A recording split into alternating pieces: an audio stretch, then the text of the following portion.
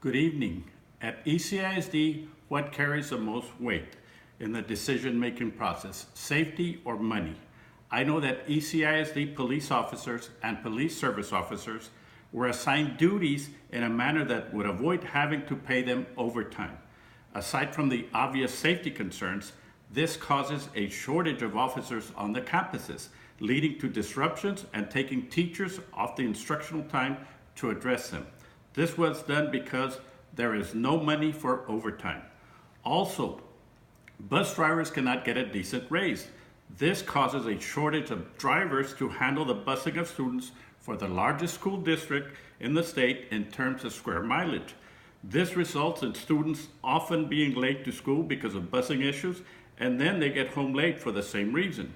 Last year, a varsity game was reportedly canceled because a bus failed to show up.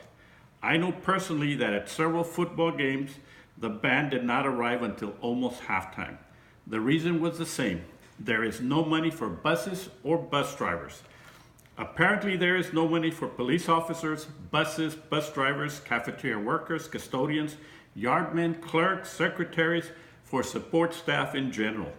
Let me tell you what there is money for. 29 acres on Mile 8 and Sherry Road, west of Edinburg, close to $750,000 were spent. 70 acres also on Mile 8 and Sherry Road, west of Edinburg, $1.7 million. I know the district was interested and had appraised values and sought comparables for a 44-acre site on the west side of 18th Avenue, valued at almost $3 million. Add to that the recent mistakes that have cost taxpayers millions. Here's a quick update. There's a $1 million mistake for bus cameras that were never received or installed. Those funds were paid to a company that does not exist. $750,000 for LED lighting that has put our students and staff in danger. I have learned that the company involved, EnviroLight, has an office at 4013 South Sugar Road.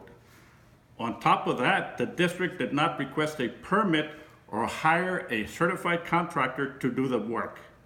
It was reported at last night's board meeting that the district is now operating under emergency rule, meaning the district is directed to get things in order or the state fire marshal will shut down the schools. There's also the multi-million-dollar insurance plan that does not meet the needs of our employees. To date, the district has not identified the 3 board members who were allegedly part of the select committee that recommended the third-party administrator, Continental. This, in spite of the fact that I have been legally requesting this information since September the 1st. As a taxpayer, I have to ask, are tax dollars being spent wisely? We don't seem to have enough money for employees who work hard and deserve it, or for safety and security needs. But there is money for questionable projects. Transparency matters and accountability matters. Thank you.